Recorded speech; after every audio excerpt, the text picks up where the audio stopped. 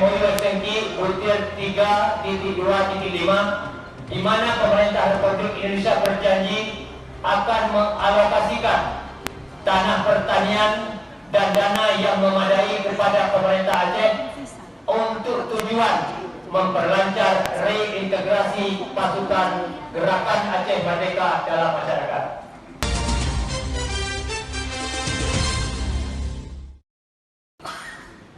Sebagaimana kita paham bahwa pada tahun 2005 pasca tsunami, di mana itu menjadi cikal bakal awalnya perdamaian Aceh, berakhirnya konflik bersenjata di Aceh akibat disebabkan oleh kesepakatan perjanjian damai antara Gerakan Aceh Merdeka dengan Republik Indonesia yang disebut MOU Helsinki.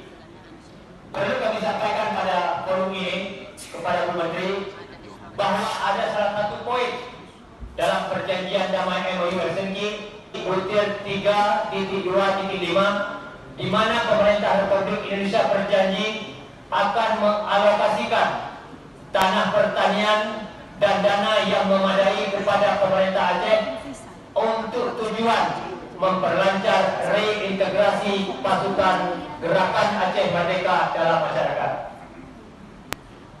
Perlu Menteri ketahui sampai hari ini belum terrealisasi dengan baik. Maka pada forum di rapat ini saya berharap kepada Menteri agar segera dapat diberikan lahan tersebut.